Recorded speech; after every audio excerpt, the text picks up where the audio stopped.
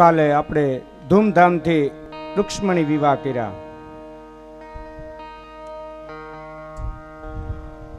સાહેબ આ પેલા વેલા થયું હશે એવું કે જે માયક વાળાએ સડાવો કર્યો. આ ક્યાંય તમને કોઈ દી આમ સાંભળ્યું નહીં હોય.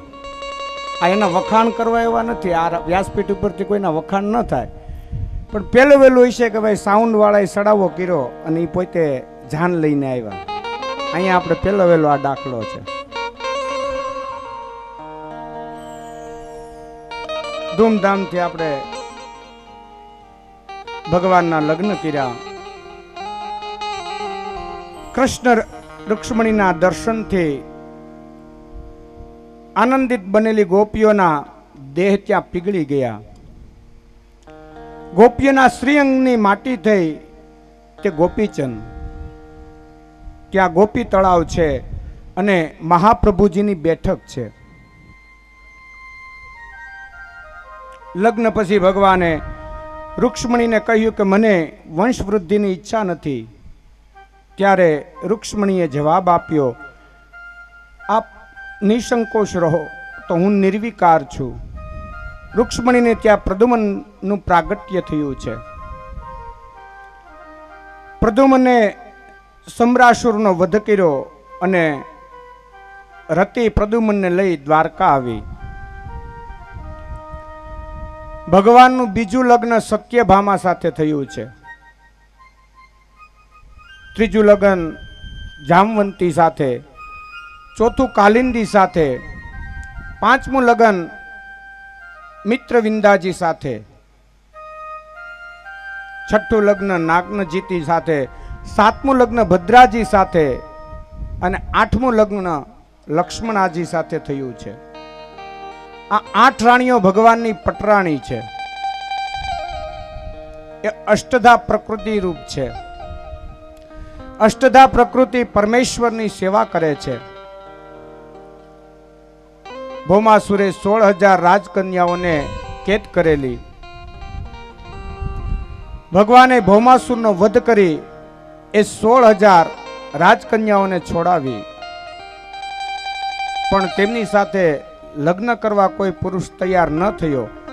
કારણ કે ભૌમાસુરના કેદખાનામાં રહેલી હોવાથી કોઈ લગ્ન કરવા તૈયાર થતું નથી. તે 16,000 કન્યાઓ શ્રી કૃષ્ણના ચરણે આવી છે.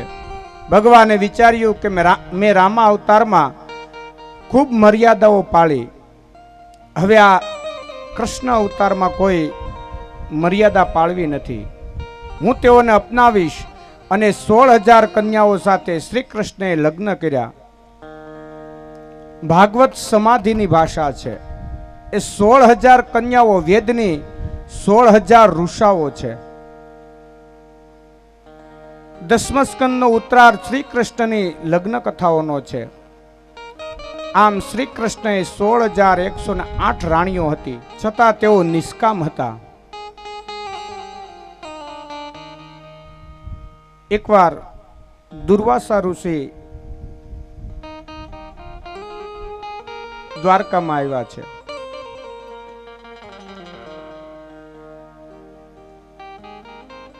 ત્યારે તેને રસોઈ દેવા માટે વચ્ચે નદીમાંથી પસાર થવું પડે. પેલે કાંઠે આવેલા ત્યાંથી સમાચાર કૃષ્ણને મોકલ્યા કે દુર્વાસા ઋષિ આવ્યા છે, તેની ભોજનની વ્યવસ્થા કરો.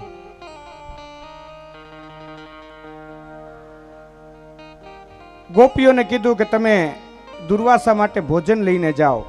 વચ્ચે નદી છે, હવે કઈ રીતના જાવું? ત્યારે ભગવાને કીધું કે તમે એમ કહેજો કે જો અમારા કૃષ્ણ સદા બાળ બ્રહ્મચારી હોય તો આ નદીમાંથી રસ્તો મળે. ગોપીઓ ના આવીને કીધું કે અમારા કૃષ્ણ જો બાળ બ્રહ્મચારી હોય તો આ નદીમાં રસ્તો થઈ જાય. નદીમાં રસ્તો થઈ ગયો. સામે કાંઠે ગયા, ત્યાં દુર્વાસાએ જીમા. ગોપીઓ સામે હતી, દુર્વાસા ખૂબ જીમા. પછી વળતા આવતા વચ્ચે પાછી નદી આવે. દુર્વાસાને કીધું કે અમારે સામે કાંઠે કેમ જવું? દુર્વાસાએ કીધું કે તમારે કહેવાનું કે જો દુર્વાસા ઋષિ સદા ઉપવાસી હોય તો આ નદીમાં રસ્તો થઈ જાય. હવે ભગવાનને 16,108 રાણી હતી. અને દુર્વાસા તો જીમા થાય કન્યા સામે, તો આ કઈ રીતના? પણ એનો કહેવાનો મતલબ એવો છે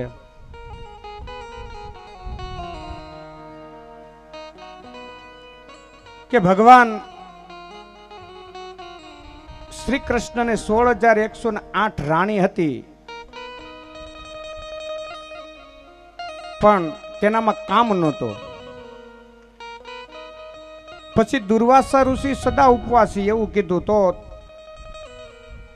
આપણે ગમે વસ્તુનું નામ લઈએ કે ભાઈ આજે લાડવા બનાવ્યા, ભજીયા બનાવ્યા, તો એક લાળ આપણા મુખમાં ઉત્પન્ન થાય, લાળ ઉત્પન્ન થાય ને. જે માણસની લાળ ઉત્પન્ન ન થતી હોય તે સદા ઉપવાસી છે. નહીતર તમે ઉપવાસ રહ્યા હોય ને જમવાનો સામું હોય ને તમારા મોઢામાં પાણી આપણે કહીએ ગુજરાતી ભાષામાં, એટલે એને એની વ્રત ન ફળે. એટલે આજે 16,108 રાણી છે, પણ શ્રી કૃષ્ણ નિષ્કામ છે. ત્યાર પછી ઉષા અને અનિરુદ્ધની કથા આવે છે. રૂક્ષ્મણીને ત્યાં પ્રદ્યુમનના પુત્ર અનિરુદ્ધ થયા. અનિરુદ્ધના લગ્ન બાણાસુરની કન્યા ઓખા સાથે થયા.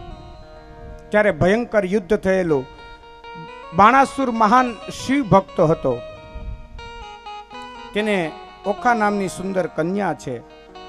ઓખાને સ્વપ્નમાં અનિરુદ્ધના દર્શન થયા અને સ્વપ્નમાં જ તે અનિરુદ્ધ સાથે લગ્ન થયા છે. તેમની સખી ચિત્રલેખાને સ્વપ્નની વાત કરી છે. ચિત્રલેખા પોતાની યોગ વિદ્યાથી પલંગ સાથે અનિરુદ્ધને ઉઠાવીને લઈ જાય છે. બાણાસુરને આ વાતની જાણ થતા તે અનિરુદ્ધને કેદ કરે છે. શ્રી કૃષ્ણ શોણિતપુર પર ચઢાઈ કરી બાણાસુરના 1000 હાથ હતા, તે શ્રી કૃષ્ણએ તે 1000માંથી 996 હાથ કાપી નાખ્યા છે. પ્રભુએ 4 હાથ રહેવા દીધા અને તેને છોડી મૂક્યો. આ ઉષા અને અનિરુદ્ધને લગ્ન થયા છે. ત્યાર પછી જરાસન વધની કથા આવે છે. જરાસને અનેક રાજાઓને કેદ રાખેલા. નારદજી યુધિષ્ઠિર તરફથી રાજસુ યજ્ઞમાં આવવાનું નિમંત્રણ આપે છે. આજે ભીમ, અર્જુન અને ભગવાન બ્રાહ્મણના વેશે જરાસનને ત્યાં ગયા છે. જરાસને બધાને જમાડ્યા. દક્ષિણા આપવા ગયો ત્યારે કીધું, દાદા સ્વસ્તિ ગયો. બ્રાહ્મણ સિવાય સ્વસ્તિ કોઈથી ન કહેવાય. સ્વસ્તિ ન કીધી એટલે કીધું તમે કોણ છો? બ્રાહ્મણ નથી તમે, બોલો. ત્યારે ભગવાને ઓળખાણ આપી કે હું કૃષ્ણ છું, આ અર્જુન છે ને આ ભીમ છે, તારી સાથે યુદ્ધ કરવા આવ્યા છીએ. જરાસને એવું કીધું કે ભાઈ કૃષ્ણને કીધું તું તો મારી સાથે યુદ્ધ ન કરી શકે, તને તો 16 વાર મેં નચાવ્યો, પાછો કાઢેલો. અર્જુનને જોયું, આ પણ મારી સાથે યુદ્ધ ન કરી શકે. ભીમ છે, ભીમ મારી સાથે યુદ્ધ કરશે, પણ અહીંયા 1 મહિનો દી સુધી રહો, ખાઓ પીવો અને પછી મારી સાથે યુદ્ધ કરો.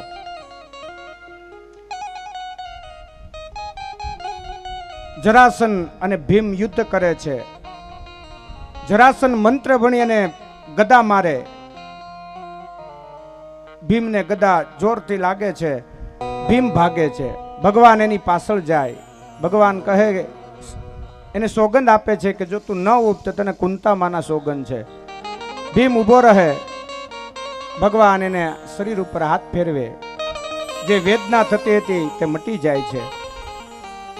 પછી કૃષ્ણ કહે કે કાલે તું જરાસન સાથે યુદ્ધ કર. યુદ્ધમાં મારી સામે તું જોજે, હું પીપળાનું પાન સીરું એમ તારે જરાસનને સીરી નાખવાનો. જરાસન ભીમ યુદ્ધ કરે છે. ભગવાન સામે જોયું એટલે જરાસનને સીરી અને એના 2 ટુકડા જુદી જુદી દિશામાં નાખી દીધા. બંને તડફડતા આવીને પાછો ઊભો થયો. જરાસન, એને એવું વરદાન હતું જરાસનને જ્યારે એનો જન્મ થયો ને ત્યારે ઋષિ એક ફળ આપેલું.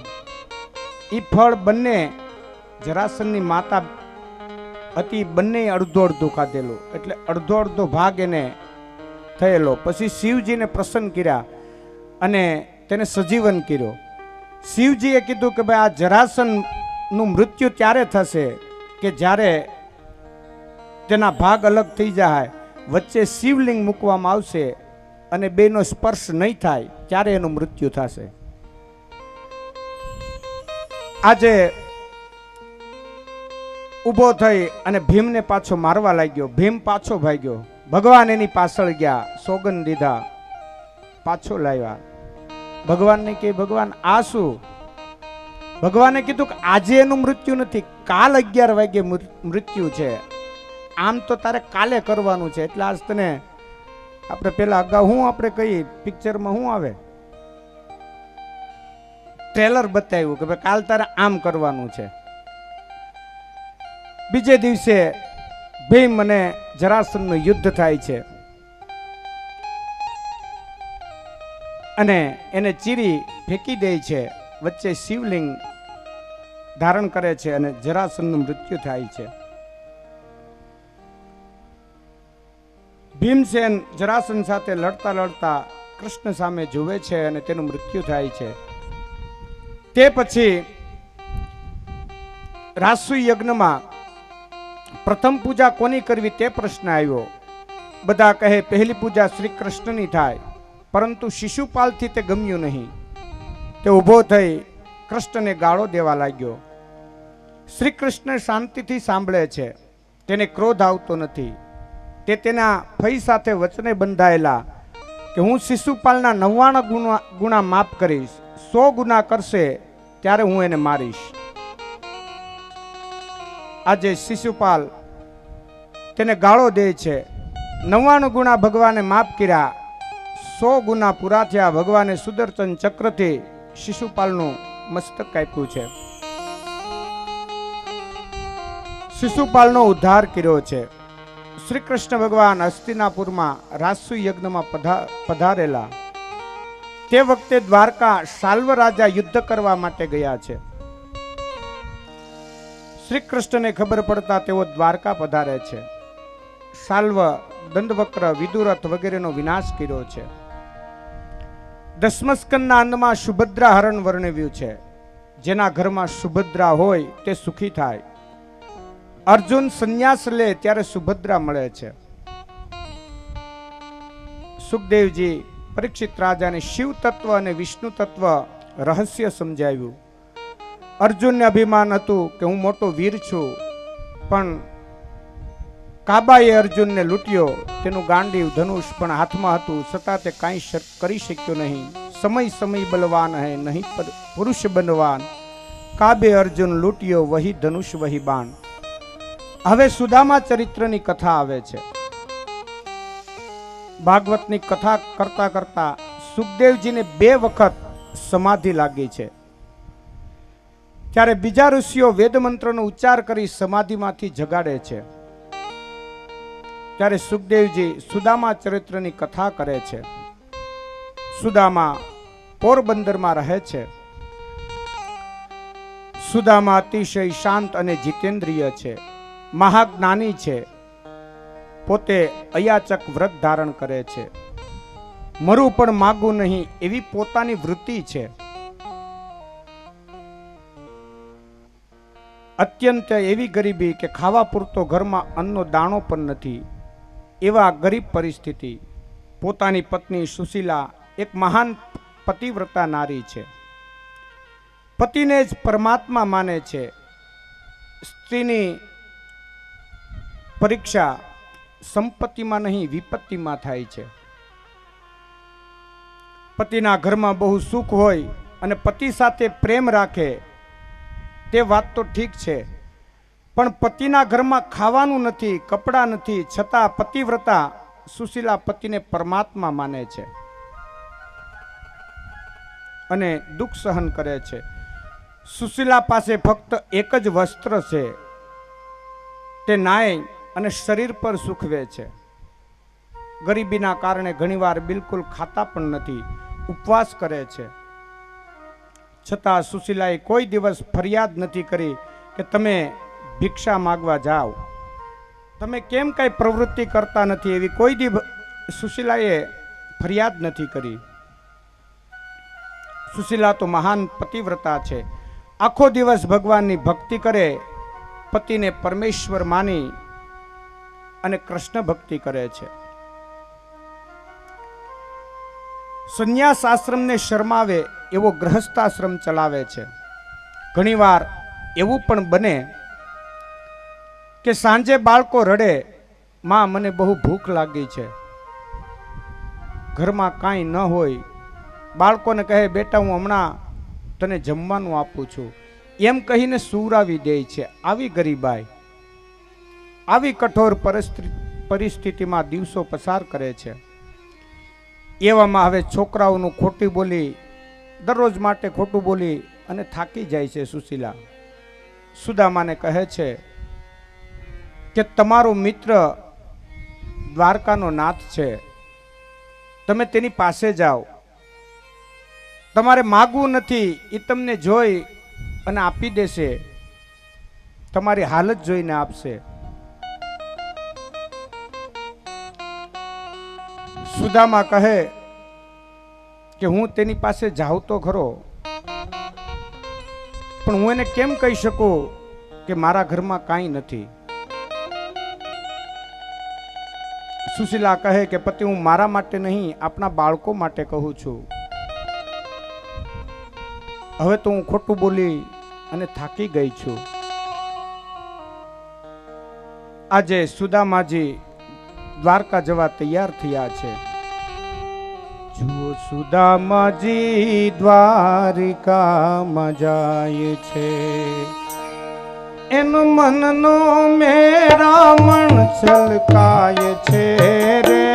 જુઓ સુદામાજી દ્વારિકામાં જાય છે, મનનું મેરામણ છલકાય છે રે. જુઓ સુદામાજી દ્વારિકામાં જાય છે. શીલા કહે છે સ્વામી શિશુ ભોજનની ખામી. સુશીલા કહે છે સ્વામી શું શું ભોજનની ખામી. તમારો દોસ્તાર દ્વારિકાનો નાથ છે રે.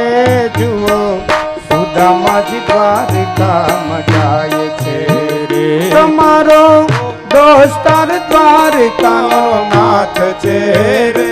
જુઓ સુદામાજી દ્વારિકામાં જાય છે.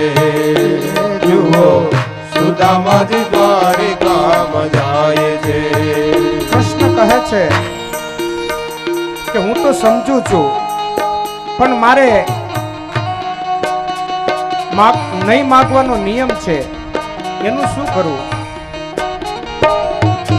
સમજુ ને શું કરું પણ માગતા લાજી મરું. સમજીને શું કરું પણ લાજતા લાગી મરું. માગતા માનવીનું માન ઘટી જાય છે રે.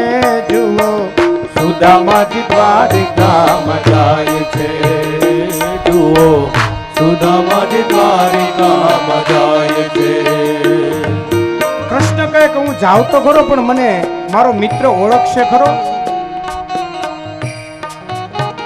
તે તો હવે દ્વારકાનો નાથ થયો, અમે સાથે ભણતા એ બરાબર છે, પણ હવે હું ત્યાં જઈશ, મારી આવી પરિસ્થિતિ જોઈને મને ઓળખશે? ત્યારે સુશીલા કહે છે ડંગથી પરખી જશે, જોઈને રાજી થશે. પરથી પરથી જશે, જોઈને રાજી થશે. એ ઘણું આપશે, દ્વારકાનો નાથ છે રે. જુઓ સુદામાજી દ્વારિકામાં જાય છે. જુઓ સુદામાજી દ્વારિકામાં જાય છે. કૃષ્ણ કહે છે કે હું મોટો છું, હું ત્યાં જાઉં, પણ મારે એના બાળકોને કંઈક આપવું જોઈએ.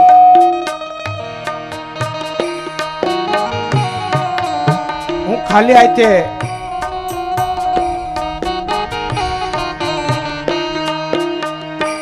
અહીંયા કેમ જઈશ?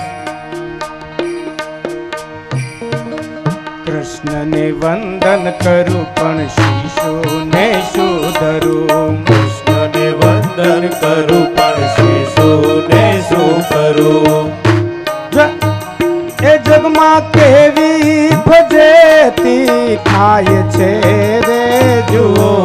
સુદામાજી દ્વારિકામાં જાય છે રે જુઓ. સુદામાજી દ્વારિકામાં જાય છે.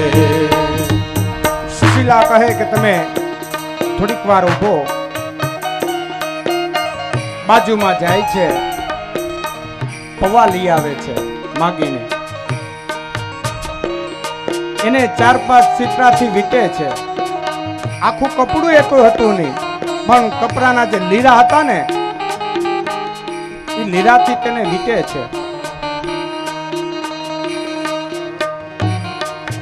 પૌવાની પોટકી જેષ્ટિકાએ લટકી. જેષ્ટિકા એટલે લાકડી. ને મળવાની શક્તિ. મનમાં મનમોહનને મળવાની ચસકી. સુદામા ભાવ વિભોર બની જાય છે રે જુઓ. સુદામાજી દ્વારિકામાં જાય છે જુઓ. સુદામાજી દ્વારિકામાં જાય છે. સુદામાજી ધીરે ધીરે ધીરે ધીરે ચાલતા ચાલતા જાય છે. ભગવાનને થયું કે આ સુદામા આવે છે. સુદામા હાલીને થાકી જાય છે. એક વડલાનું ઝાડ આવે છે, ત્યાં સૂઈ જાય છે. ભગવાનને થયું કે આ કેટલું હાલ છે. ગરુડને એને પહોંચાડી દે છે. સુદામાજી જાગે છે કે આ કયું ગામ આવી ગયું. જોવે છે તો ધજા ફરકે છે. તેને થયું કે આ દ્વારકા હશે. ધોળી ધજા ફરે જોતા હૃદય ઠરે. ધોળી ધજા ફરે જોતા હૃદય ઠરે. ધોળી ધજા ફરે જોતા હૃદય ઠરે. ધોળી ધજા ફરે જોતા હૃદય ઠરે. એ ગુરુ સેવાથી સિદ્ધિ પમાય છે રે જુઓ. સુદામાજી દ્વારિકામાં જાય છે રે જુઓ. સુદામાજી દ્વારિકામાં જાય છે.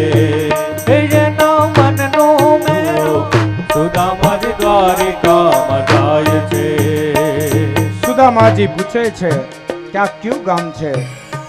લોકો ત્યાંથી નીકળ્યા. તેને કીધું કે આ તો દ્વારકા છે. રાજમહેલનો રસ્તો પૂછતા પૂછતા સુદામાજી આજે રાજદ્વારે આવ્યા છે. ત્યાં સિપાહીઓ છે. તેને કહે છે કે મારે કૃષ્ણને મળવું છે. સિપાહીઓ તેને કહે છે કે તમે કોણ છો? તો કે હું કૃષ્ણનો મિત્ર છું. આ દ્વારપાળો તેની મશ્કરી કરે છે. કોણ છો ને ક્યાંથી આવ્યા? પોટલી શું લઈ આવ્યા? કોણ છો ને ક્યાંથી આવ્યા? પોટલીમાં શું લઈ આવ્યા? કોણ છો ને ક્યાંથી આવ્યા? પોટલીમાં શું લઈ આવ્યા? કોણ છો ને ક્યાંથી આવ્યા? પોટલીમાં શું લઈ આવ્યા? એ આવા એ જુઓ સુદામાજી દ્વારિકામાં જાય છે. મનનો રાવણ છલકાય છે રે જુઓ. સુદામાજી દ્વારિકામાં જાય છે જુઓ. સુદામાજી દ્વારિકામાં જાય છે. સુદામાને જોતા તેના વસ્ત્ર ફાટેલા છે, પોતળી પણ ફાટેલી છે. બધા તેની મશ્કરી કરે છે. પણ ઘણા ખરાબ માણસમાં એકાદો સારો માણસ પણ હોય ને. તેને થયું કે હું રાજાને કહી આવું. વસ્ત્ર સાજુ ના મળે જોતા હૃદય બળે. વસ્ત્ર સાવજુ ના મળે જોતા હૃદય બળે. વસ્ત્ર સાજુ ના મળે જોતા હૃદય બળે. વસ્ત્ર સાવજુ ના મળે જોતા હૃદય બળે. એ કેવી જુઓ સુદામાજી દ્વારિકામાં જાય છે. એના મનનો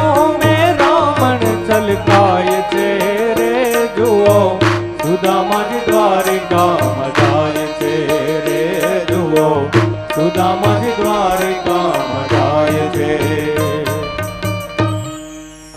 દ્વારપાળ તમારો મિત્ર હોય એવું કહે છે અને નામ સુદામો છે. ઘણા સાહિત્યકારો કહે છે કે જ્યારે આ સુદામા 3 અક્ષરનું નામ સુ એટલે ભગવાન હાલતા થયા. દા કીધું ત્યારે અર્ધે પૂગ્યા અને મો કીધું ને સુદામો ત્યાં ભગવાન સુદામાની પાસે પહોંચી ગયા. ઉપરથી જેને ઉપવસ્ત્ર આતે હતું એ પણ પડી ગયું, એનું ભગવાનને ભાન ન રહ્યું. શું બોલ્યા એટલે ત્યાં પહોંચી ગયા. એક કવિએ લખ્યું ને, નામ રે સુણીને વાલો દોયડા ગીરધારી રે, નામ રે સુણીને વાલો દોયડા ગીરધારી રે, ત્રિકમે લીધા છે એને જોને તેડી રે, આહુડાયા આંખ મારે રે, ત્રિકમે લીધા છે એને જોને તેડી રે, આસુડાયા આંખ મારે રે. સુદામાને જોઈ પોતાનું બાળપણ સાંભળ્યું છે. આજે કૃષ્ણ અને સુદામા મળે છે. કૃષ્ણ તેને વંદન કરે છે અને પોતાના આહુડેથી સુદામાના પગને પલાળે છે, પગ ધોવે છે આહુડેથી. કૃષ્ણ કેવો પવિત્ર બ્રાહ્મણ હશે. સુદામાને રાજમહેલમાં લઈ જાય છે. બધી સ્ત્રીઓને કીધું કે સુદામાને સ્નાન કરાવો. આજે સુદામાને સ્નાન કરાવે છે, નવા વસ્ત્રો આપે છે પહેરવા માટે.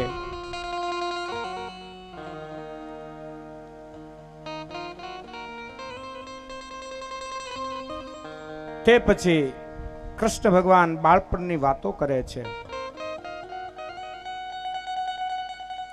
બાળપણની વાતો કરતા કરતા તેણે કીધું કે સુદામા, તને યાદ છે આપણે એકવાર ગુરુ આશ્રમમાં ભણતા હતા, આપણે લાકડા લેવા ગયા, ત્યારે ખૂબ વરસાદ વરસ્યો. ગુરુ માતાએ આપણા માટે ચણા આપેલા અને કીધેલું કાલ્યો તમે બંને ખાજો. ત્યારે આપણે બે ઝાડ ઉપર ચડી ગયા અને ચણા તું એકલો ખાતો હતો. મેં તને પૂછ્યું કે સુદામા આ શું થાય છે? તો તે કીધું કે વરસાદને ઈચે ટાઢ ચડીને દાંત કડકડ થાય છે. સુદામા કહે કે હા, મને બધું યાદ છે, પણ આ રાજાનો દ્વારકાનાથનો આવો વૈભવ જોયો ને એટલે એને જે ત્યાંથી પૌવાની જે પોટલી લાવેલા તેને થયું કે હું આ કેમ આપી શકું, આવો વૈભવ છે ને મારા આ પૌવા કેમ આપવા. એ સંતાડવા લાગ્યા. ભગવાને જોયું કે હજી પણ સંતાડે છે ને યાદ અપાવું છતાં, ત્યારે ભગવાને તેના જે કાખમાં પોટલી રાખેલી ને એ ભગવાન એની પાસેથી લઈ લે છે. લઈ અને કીધું એક મુઠ્ઠી ખાધી, બીજી ખાધી અને ત્રીજી જ્યાં ખાવા ગયા ત્યાં રૂક્ષ્મણીએ કીધું, તાંદુલ જમે ને વાલો વારે રાણી રૂક્ષ્મણી રે, તાંદુલ જમે ને વાલો રાણે વાણી રૂક્ષ્મણી રે, એ જી એવી થોડી રે, એ પ્રસાદી અમને દેજો રે, સેવા મારા ગો શામળા રે રે જી અમને આપો ને, એ હવે રે અવિનાશી રે, સેવા મારા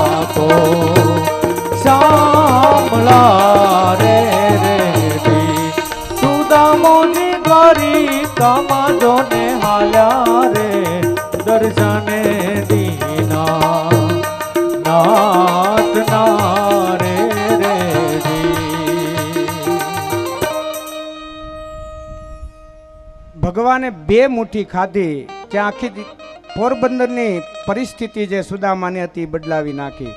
ત્રીજી જો મુઠ્ઠી ખાઈ જાય તો આ જેની રાણીઓ હતી કૃષ્ણની, એને પણ સુદામાની સેવા કરવા જવું પડે. ભગવાને બધું આપી દીધું એને. ભગવાને એવી લીલા કરી કે પોરબંદરમાં મહેલ ઊભા કરી દીધા. હવે સુદામા ઘણા દિવસ રોકાણા છે. એને થયું કે હવે હું રજા લઉં. આજે કૃષ્ણની રજા લે છે કે હવે મારે પોરબંદર જવું છે.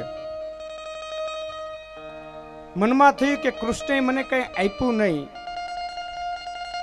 છતાં મનમાં રાજી છે. મનને મનાવી અને ભગવાન પાસે રજા માગે છે. સુદામા પોરબંદર જવા નીકળ્યા ત્યારે કૃષ્ણ ભગવાન તેની સાથે ચાલી અને મેકવા જાય છે. ધીરે ધીરે ચાલ્યા જાય. ઘણો પંથ કપાઈ ગયો ત્યારે સુદામા કહે કે કૃષ્ણ તું પાછો વળ. છતાં કૃષ્ણ પાછા ફરતા નથી. ત્યારે સુદામા કહે છે કે હવે તું જો પાછો ન ફળ ને તો તને તારા સુદામાના સોગંદ છે. આજે કૃષ્ણ ત્યાં અટકી ગયા છે. સુદામા ધીરે ધીરે ચાલ્યા જાય. ઝાંખા દેખાતા બંધ થયા ત્યાં સુધી કૃષ્ણ ભગવાન એક નજરથી સુદામાને જોવે છે અને પછી સુદામાના જ્યાં પગ પીડ્યા હતા ને ત્યાં વંદન કરી અને ખૂબ રડે છે. ત્યારે વિદ્વાનોએ પૂછ્યું કૃષ્ણને કે હે રાજા, તમે ધારત તો સુદામાને રથમાં બેસાડીને પણ મોકલી શકત ને. ત્યારે કૃષ્ણએ કીધું કે આ એવો પવિત્ર બ્રાહ્મણ છે કે જ્યાં જ્યાં હાલીને જાય ને એ ધરતી પવિત્ર થઈ જાય, એટલે મેં એને હાલીને જવાનું કીધું. કોઈ એવું કીધું કે ભગવાન તમે જે સુદામાને આપ્યું એ છે જેને કહી દીધું હોત ને કે મેં એને એટલું આપ્યું છે તો એને ટાઢક થઈ જાત ને ત્યાં સુધી પહોંચવામાં. ત્યારે કૃષ્ણ કહે કે જો માગવા વાળો આવીને જો માગી ન શકતો હોય તો હું દેનારો કેમ કહી શકું કે મેં તને એટલું આપ્યું છે. આજે સુદામા પોરબંદર આવ્યા છે. આવીને જોયું તો આખો એની જે ઝૂંપડી હતી ત્યાં મહેલ ઊભો થઈ ગયો. તે ગોતે છે કે મારી ઝૂંપડી ક્યાં ગઈ. સુશીલાએ જોયું કે સુદામા આવ્યા છે. આવી અને સુદામાના વંદન કરે છે. કહે છે કે કૃષ્ણએ આપણી પરિસ્થિતિ બદલાવી દીધી. સુદામા અતિ સંપત્તિમાં પણ અતિ સાવધાન થઈને ભક્તિ કરે છે. આ પવિત્ર સુદામા અને કૃષ્ણની મિત્રતા વક્તા શ્રોતાના મનનો પાપનો નાશ કરે છે. તે પછી આગળ બ્રહ્મ વિદ્યાની કથા આવે છે. તે પછી વેદ સ્તુતિની કથા કહે છે. વેદ સ્તુતિના આરંભમાં પરિણામવાદ અને વિવર્તવાદનું રહસ્ય સમજાવ્યું છે. સુખદેવજી પરીક્ષિત રાજાને કહે છે કે જે માણસ કૃષ્ણ કથા ગંગામાં સ્નાન કરે છે તેના મનનો મેલ ધોવાઈ જાય છે. કૃષ્ણનો ભક્તિ કરતા ભગવાનના વિમાન તેડવા આવે છે. સુખદેવજી પરીક્ષિત રાજાને કહે છે કે મહાભારત યુદ્ધમાં અસંખ્ય ઘોડા યોદ્ધાઓ મરતા પૃથ્વીનો ભાર ઉતર્યો. પછી કૃષ્ણ વિચારે કે મારાથી રક્ષાયેલા યાદવો કુળનો નાશ થાય તો જ પૃથ્વીનો બધો ભાર ઉતરે અને હું પરમધામમાં જઈ શકું. પછી શ્રી કૃષ્ણ બ્રાહ્મણો વિશ્વામિત્ર, અસિત, દુર્વાસા, ભૃગુ, અત્રિ, કશ્યપ, વશિષ્ઠ, અંગિરા અને બળદેવ સહિત પીડાર નામના સ્થાનમાં જઈને રહેવાનું કહ્યું. તેઓ પીડાર ચાલ્યા ગયા. એકવાર રમતા રમતા ઉદ્ધવ યાદવ કુમારોએ જામવતીના પુત્ર શામને સ્ત્રીવેશ પહેરાવી ઋષિમુનિઓ સામે ઊભો રાખ્યો. પૂછ્યું કે આ બ્રાહ્મણો આ ગર્ભવતી સ્ત્રીને શું આવશે. બ્રાહ્મણોએ આંખ બંધ કરીને જોયું તો તેમને ખબર પડી કે આ સ્ત્રી નથી પણ પુરુષ છે. અમારી મશ્કરી કરવા આવ્યા છે. ગુસ્સે થયેલા તેઓએ કહ્યું કે આ સ્ત્રી મુસળને જન્મ આપશે. જે તમારા કુળનો નાશ કરશે. આ સાંભળી ગભરાયેલા કુમારોએ સામનું બનાવટી પેટ છોડીને જોયું તો સાજે મુસળ નીકળ્યું. ગભરાઈને દરબારમાં આવી ઉગ્રસેનને શ્રાપની વાત કરે છે. પેલું મુસળ બતાવ્યું.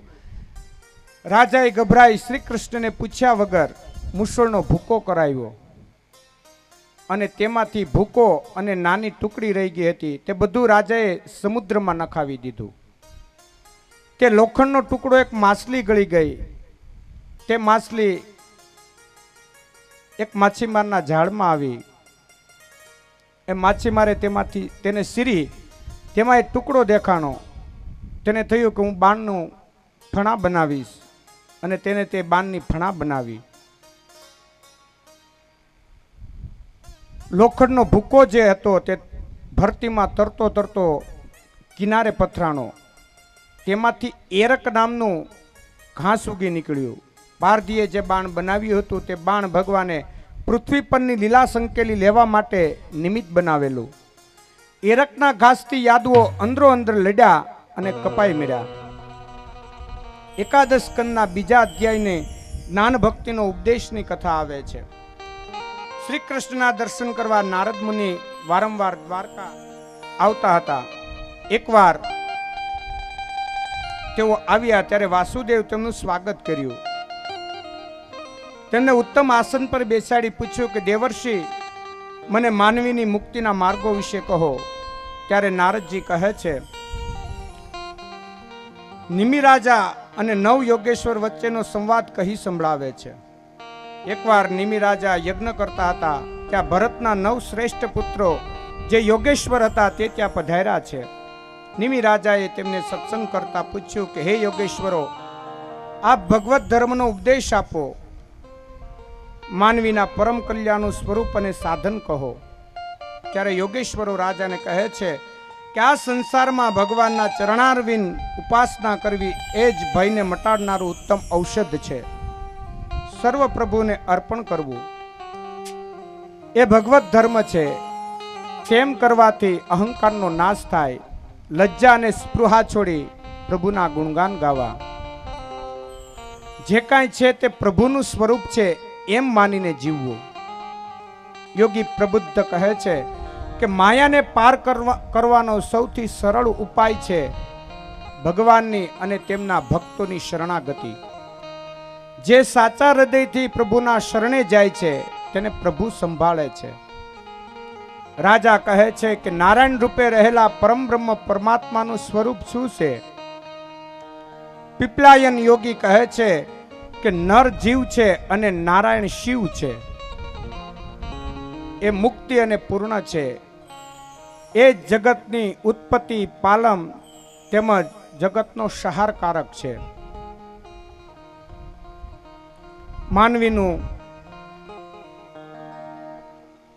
દ્રુમિલે કહ્યું કે ધર્મની પત્ની જે દક્ષની કન્યાનું નામ મૂર્તિ હતી તેના ઉદરથી નર અને નારાયણ જન્મ્યા.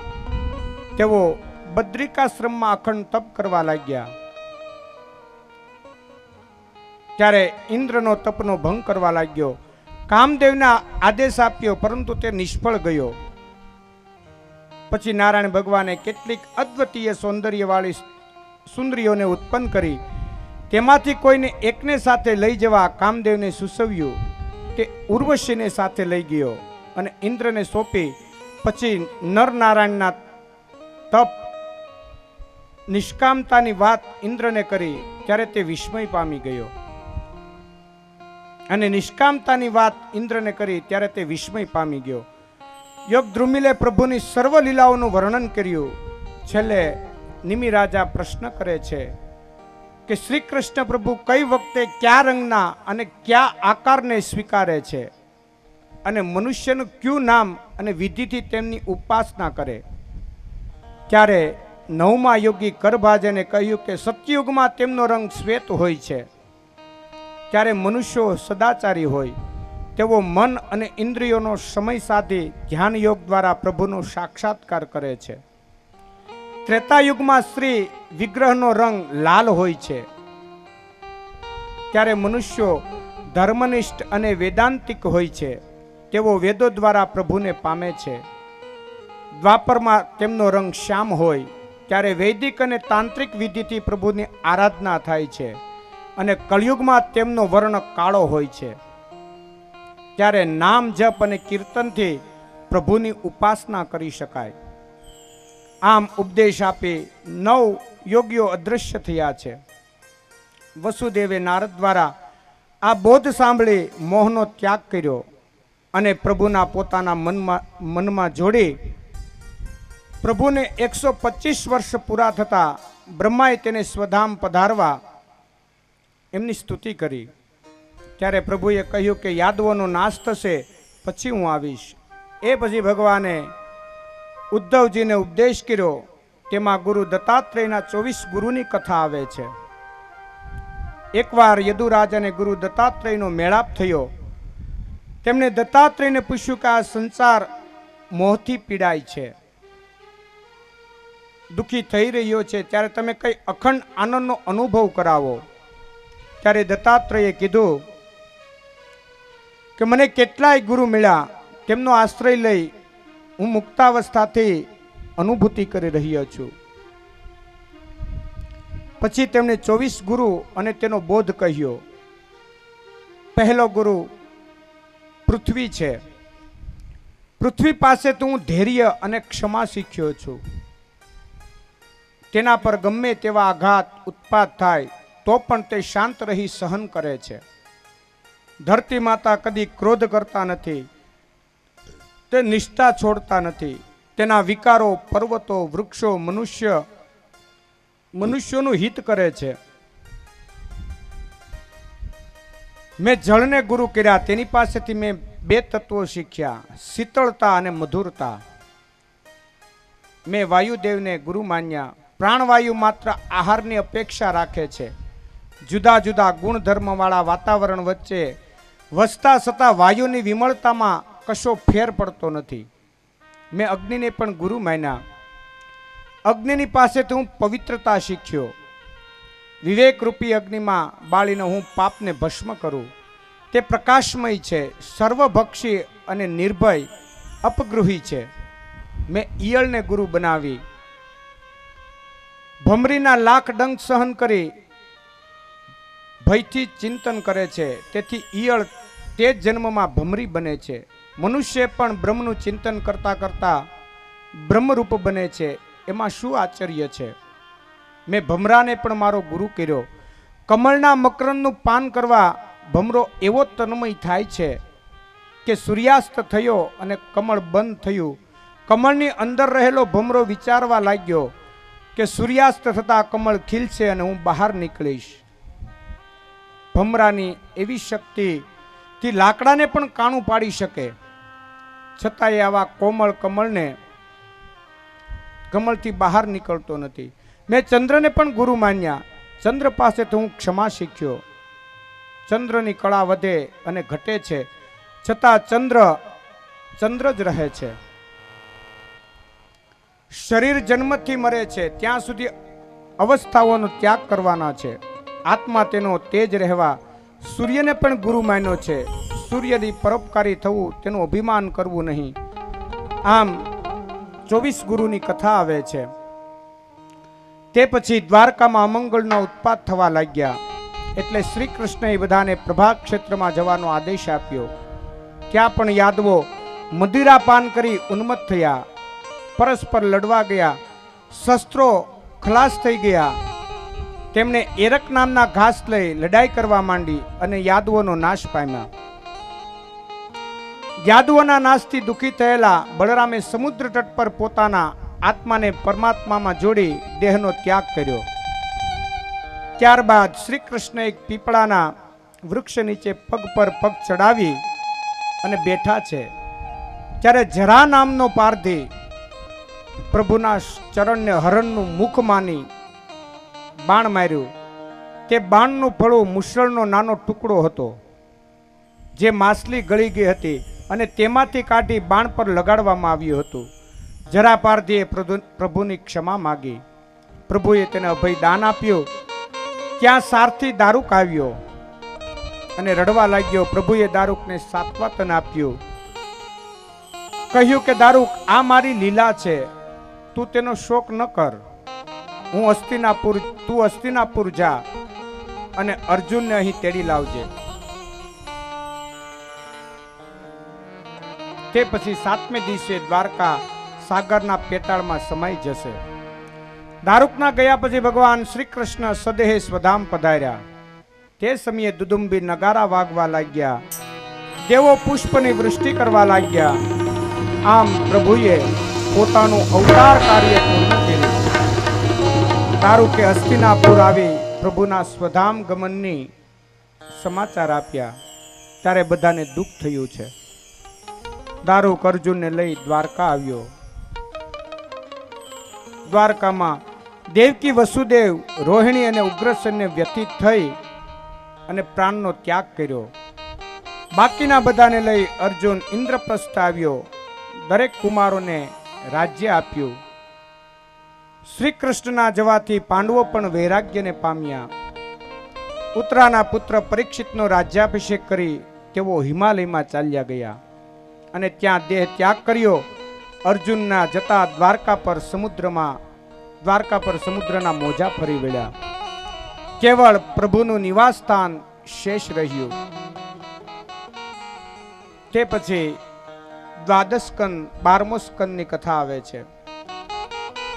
કળિયુગના વિશે વર્ણન કરવામાં આવ્યું છે કે કળિયુગ આવશે ત્યારે ધર્મ, સત્ય, પવિત્રતા, ક્ષમા, દયા, બળ, આયુ, મેઘા, સ્મરણ શક્તિનો લોપ થતો જશે. બ્રાહ્મણો પાસે જનોય હશે પણ ગુણકર્મોનો અભાવ હશે. લોકો આંતરિક શક્તિને બદલે બાહ્ય દેખાવને વધારે મહત્વ આપશે. ન્યાયાલય, શિક્ષણ અને બીજે ક્ષેત્રે પણ લાંચનું પ્રમાણ વધી જશે. રાજ્યકર્તાઓ અસહ્ય કરના બોજા હેઠળ પ્રજાને પીસી નાખશે. ફરી પૃથ્વી ત્રાસિત બની પાપીઓનો બોજ ઉઠાવી શકશે નહીં. ત્યારે પરમાત્મા શંભવ નામના ગામમાં વિષ્ણુ યશ બ્રાહ્મણને ત્યાં કલ્કી અવતાર ધારણ કરશે. એ દેવદત્ત નામના અશ્વ પર સવાર થઈ દુષ્ટોનો નાશ કરશે અને ફરી સતયુગનો પ્રારંભ થશે. ચંદ્ર, સૂર્ય અને બૃહસ્પતિ એક જ સમયે પુષ્પ નક્ષત્રમાં પ્રવેશ કરશે ત્યારે સતયુગનો પ્રારંભ થશે. સતયુગમાં ધર્મના 4 ચરણ હશે: સત્ય, દયા, તપ અને દાન. પ્રભુના સ્મરણ અને જપ માત્રથી પરમ ગતિની પ્રાપ્તિ થશે. સુખદેવજી ભાગવત કથાને વિરામ આપે છે. પવિત્ર ભાગવત કથા સાંભળી પરીક્ષિત રાજા બુદ્ધિ વિશુદ્ધ અને વિવેકશીલ બને છે. હવે તેમને મૃત્યુનો ડર લાગતો નથી. કોઈએ પોતાના ચિત્તને પરમાત્મામાં સ્થિર કરી દીધું છે. તેમને સુખદેવજીને પ્રણામ કરી પ્રેમપૂર્વક સ્તુતિ કરી.